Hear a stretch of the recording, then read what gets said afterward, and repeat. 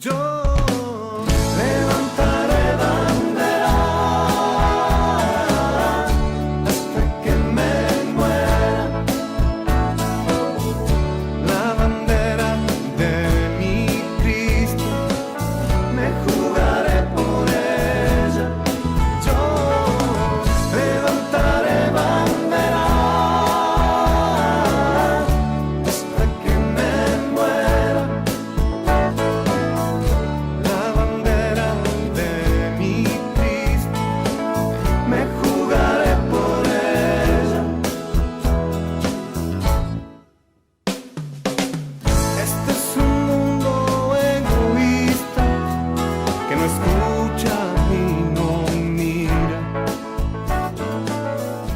Hola, hola, una vez más contigo.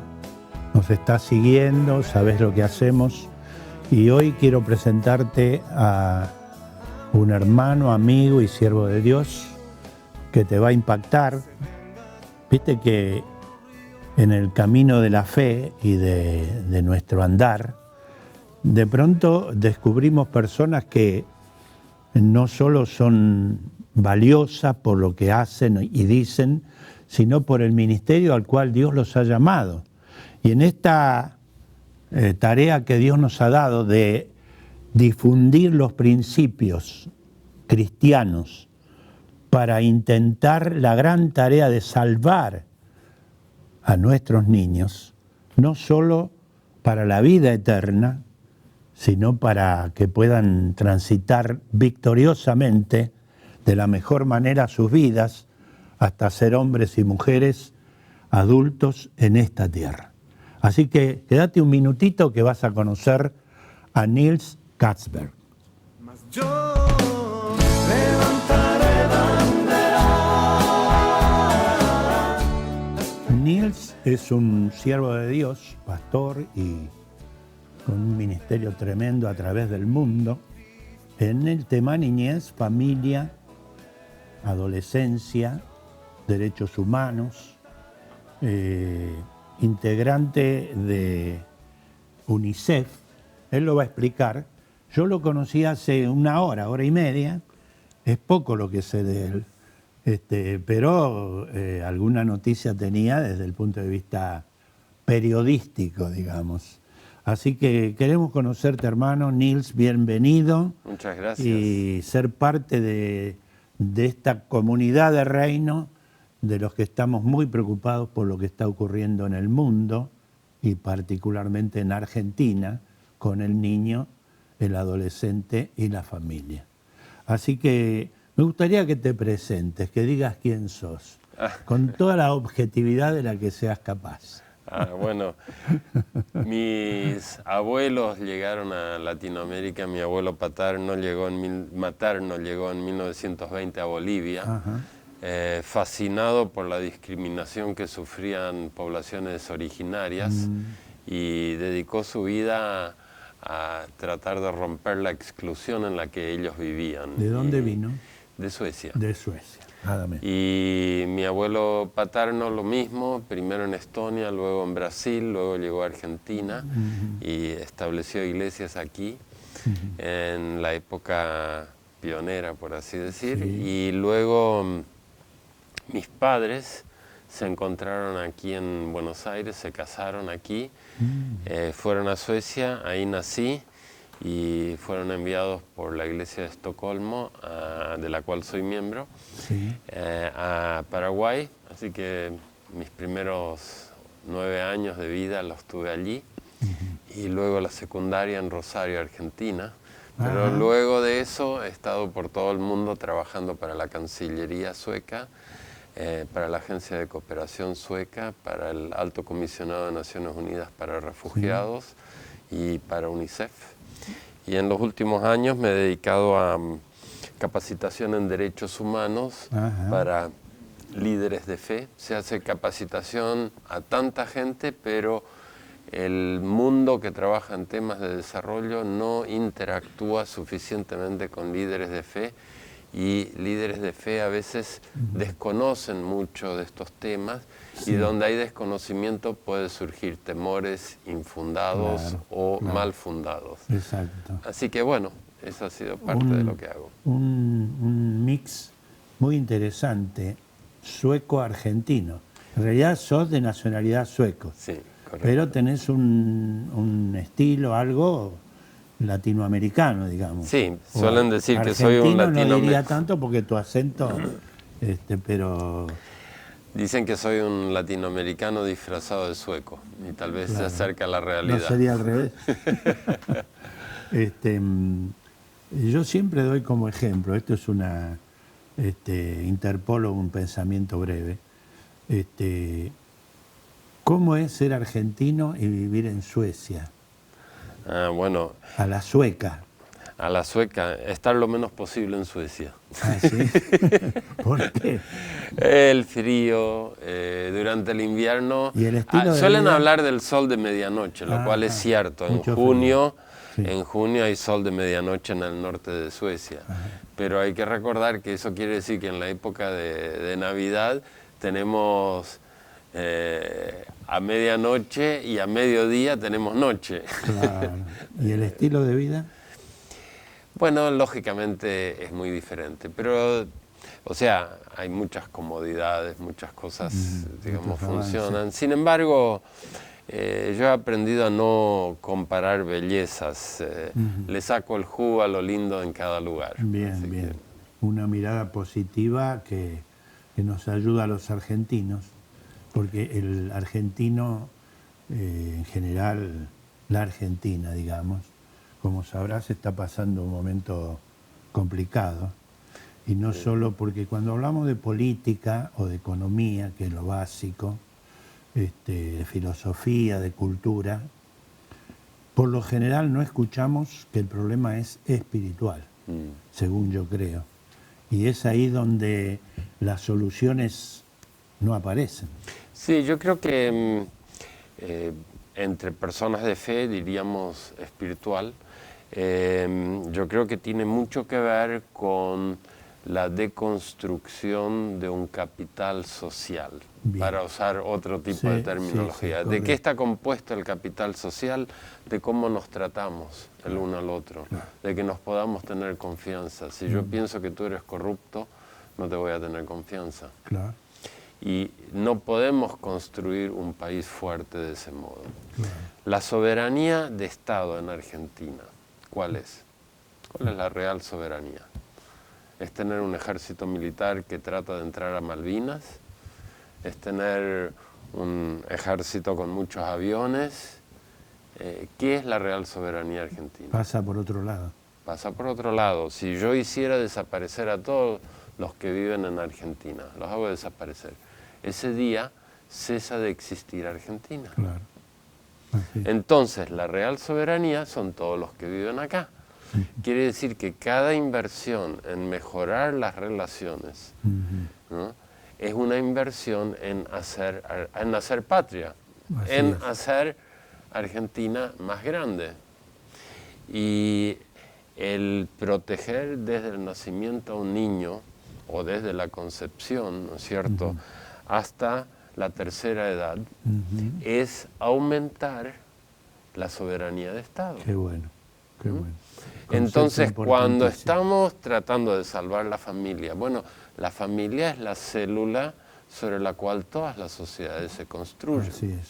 Si esa célula está un poco enferma, ¿no es cierto?, entonces hay que identificar, bueno, ¿cuál es la enfermedad? ¿Cuál es la enfermedad? Y lo que vayamos resolviendo de eso y mejorando, va a ir mejorando la soberanía de Estado. Entonces, a veces tenemos un concepto machista de lo que es la soberanía. Claro, claro. Es tener un ejército, es ser un patriota vocífero, etcétera, etcétera. Pero la real soberanía es cómo protegemos a los más débiles. ¿Y vos entendés, Nils, que este concepto tan lúcido está instalado, se puede instalar o es ignorado? Bueno, yo creo que todos los que pasamos los 25, 30, lo siento mucho, pero no les veo mucha esperanza de cambiar de opinión. Yo Hace creo en poco la que eso pasó, juventud obviamente, ¿no? argentina. Yo creo que, por ejemplo, Tomemos un ejemplo. Uno de los tremendos vicios que sufren muchos países, incluyendo Argentina, es el tema corrupción. El tema corrupción es como estar respirando un aire viciado. Afecta todo. Y yo lo que quisiera ver es, por ejemplo, un movimiento donde todos los adolescentes argentinos dicen: el país donde yo quiero tener hijos y donde yo quiero tener nietos no va a tener corrupción. Y vamos a luchar en contra de eso. Y que todos los demás nos sumemos y les apoyemos. Bien. Pero tienen que ser ellos que deciden. Mis nietos dentro de 30 años van a estar diciendo: mi papá, mi mamá lucharon contra la corrupción y la detuvieron en Argentina. Imagínate lo que sería. Claro. Porque los jóvenes hoy no pueden decir: mis abuelos detuvieron la corrupción. Bueno, nosotros, te incluyo, aunque creo que tenemos cierta diferencia de edad, yo me formé en un hogar sencillo, muy simple, donde había valores. Claro. Donde había valores que prevalecieron a través de los años con los defectos obvios. Y hoy me parece que esos valores, esos fundamentos están ausentes en muchos casos o en general. Sí. ¿Cómo hacemos con eso? ¿Qué hacemos?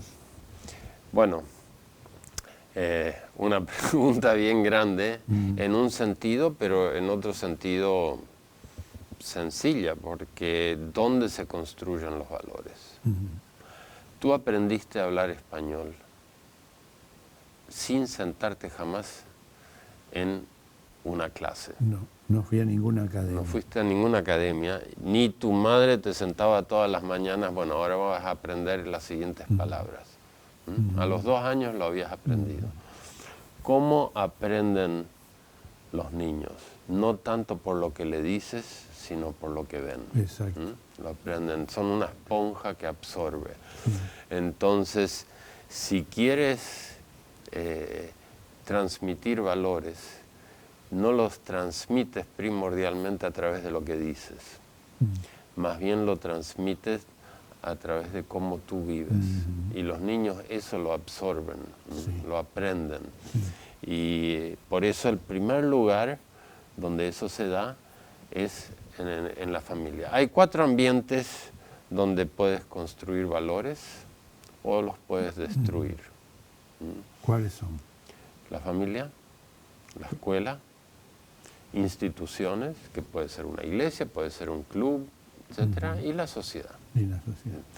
Pero hoy en día tenemos un virus que también afecta estos 4 ambientes, que es la violencia. A la niñez hay 4 formas de violencia contra la niñez. Es la violencia física, emocional o psicológica, es el abuso sexual, es la negligencia y es el abandono. El abandono.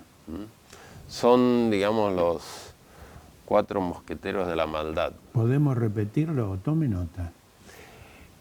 Por favor. La violencia, digamos, en sus formas tanto física como emocional, psicológica, el abuso sexual, el abandono y la negligencia. ¿Hay alguno peor que otro? Bueno, el que todos, por supuesto, son horrendos, pero el que menos hablamos es el abuso sexual. No sé a qué nivel estará en Argentina, pero por ejemplo en el Caribe, el 44% de las niñas y 37% de los niños, en unos estudios que hizo el Banco Mundial a principios de los años 2000, habían sido abusados sexualmente antes de los 12 años de edad. El abuso sexual no usa violencia, usa el cariñito para robarse el cuerpo del niño o de la niña. Y en general sabemos lo que hace falta para proteger a un niño o a una niña, pero llegamos tarde. Algo tan sencillo como, por ejemplo, ¿cuáles son tus partes privadas? Las que cubres. hasta para personas creyentes, Sí.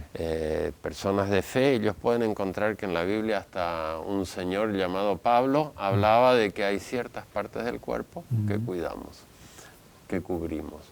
Un niño que sabe eso, ya desde los 2 años de edad, quien sea que quiera tocarte tus partes privadas, tú dices que no. ¿Mm? Imagínate, tú eres mi hermano, estás con tu esposa, yo llego de visita, nos ponemos contentos, quieres hacer un asado, sales a buscar leña y tu esposa va a comprar carne y yo me quedo con tu hija. Y la empiezo a acariciar. En un momento dado, ella me dice, no, tío. ¿Por qué? Porque tú o tu esposa o ambos le advirtieron, tus partes privadas son tuyas, nadie te las toca. Entonces ella, en lugar de quedarse congelada, me dice que no. Prevención. ¿Qué pasa? Yo me doy cuenta, a esta chica le advirtieron a tiempo. Y ella ahora le va a contar a mi hermano y le va a contar a tu esposa, a mi cuñada, le va a contar que yo la estuve toqueteando. Claro. Y como el 95% del abuso contra niños es alguien que tiene la llave de la casa, es muy importante llegar con la advertencia a tiempo. Claro. Por eso no es que el abuso sexual, la violencia, el abuso sexual, la negligencia, todo eso, digamos, es muy serio, pero no hablamos del abuso sexual suficientemente. ¿Dónde no hablamos? Bueno, no lo hablamos en la casa, no lo hablamos en la escuela suficiente, no lo hablamos en la iglesia. En la iglesia.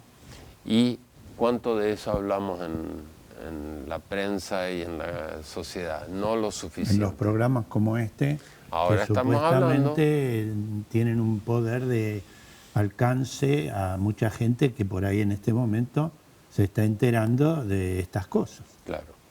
Así que bueno, el tema es, ¿va a llegar la maldad antes que nosotros o vamos a llegar nosotros primero con la advertencia?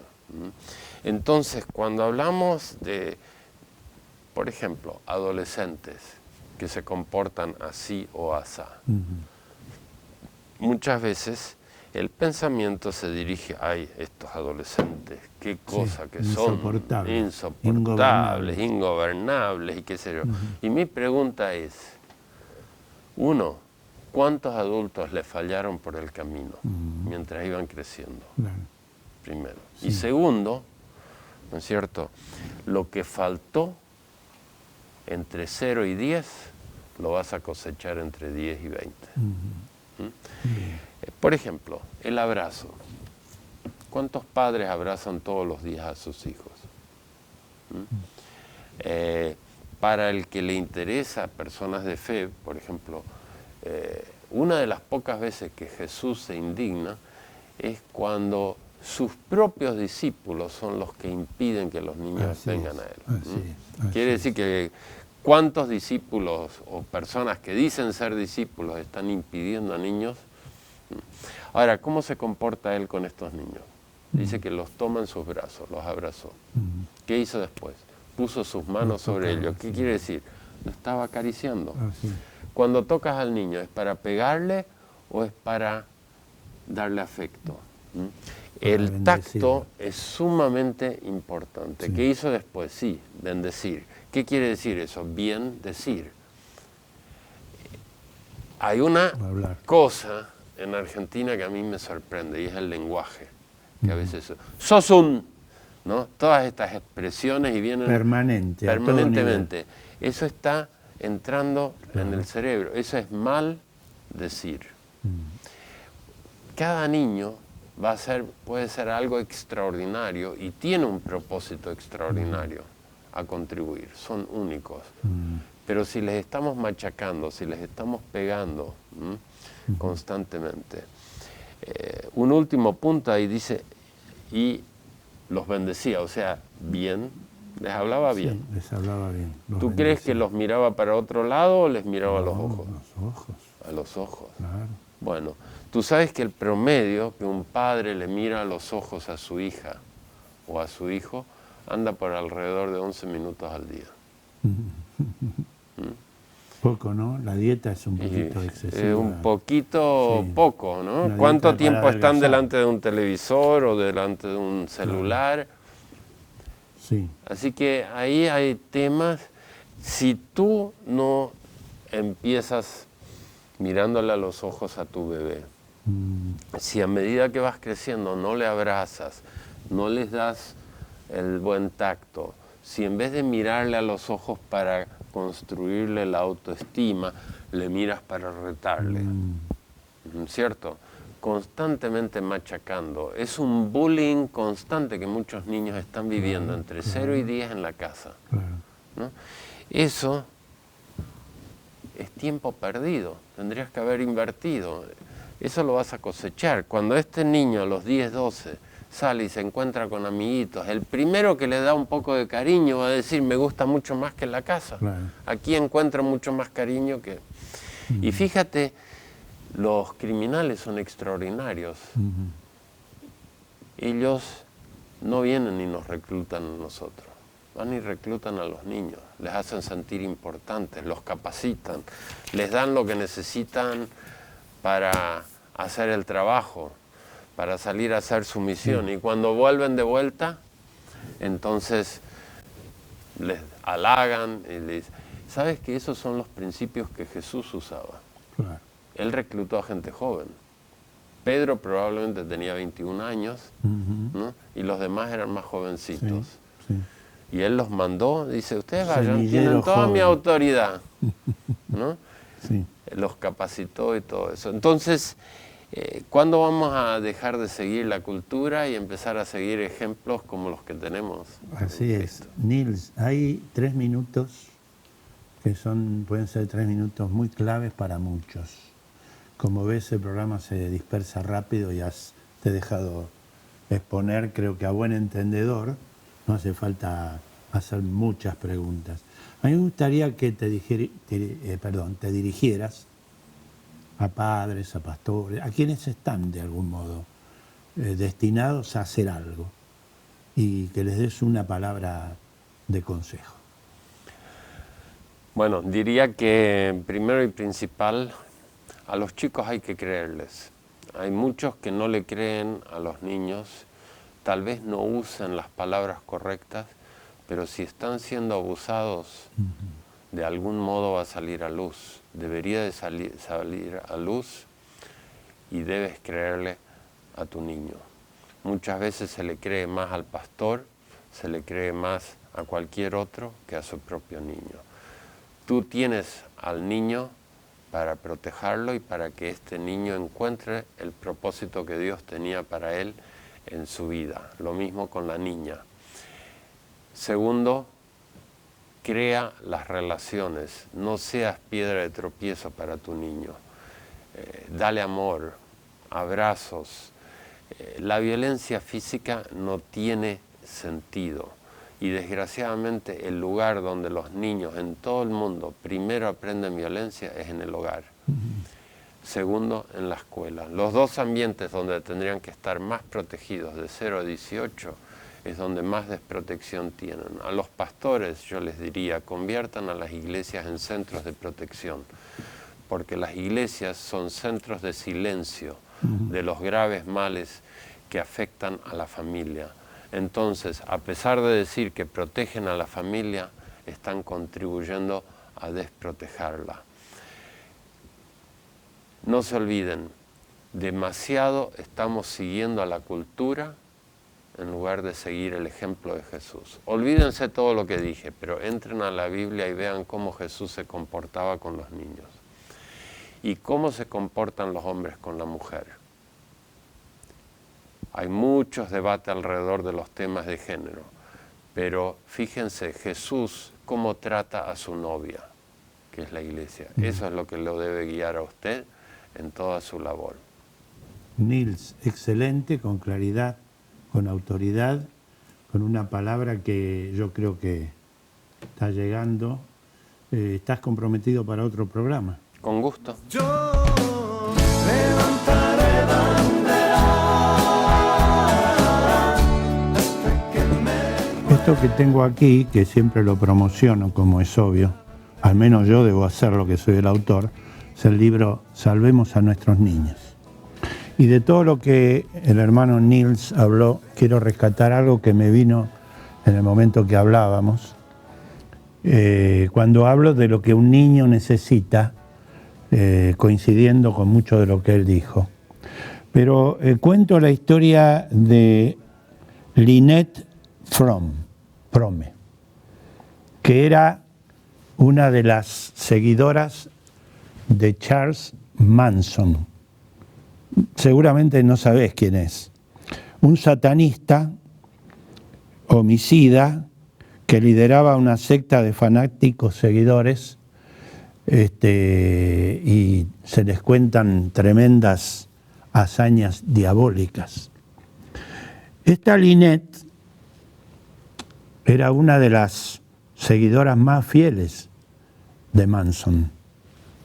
Esto fue en los Estados Unidos, no recuerdo bien en qué ciudad, pero incluso mataron a una artista muy conocida, una mujer que entraron a la casa y la mataron, hicieron una fiesta sangrienta. Pero lo importante es esto. Lynette le preguntaron por qué se había enrolado, siendo una muchacha que naturalmente daba el perfil de no estar integrada o consustanciada con semejante demonio. Y cuando le preguntaron cuál había sido el motivo, dice que ella se dijo, siendo adolescente, el primero que me ame puede tener mi vida. Se ve que este Manson seguramente la amó, como decía Nils, la acarició y tal vez algo más. Pero justamente encontró en este demonio, como muchos chicos y muchos adolescentes se encuentran, alguien que les dé lo más perverso, el amor que no dura, el amor que seduce y el amor que destruye, que no es amor.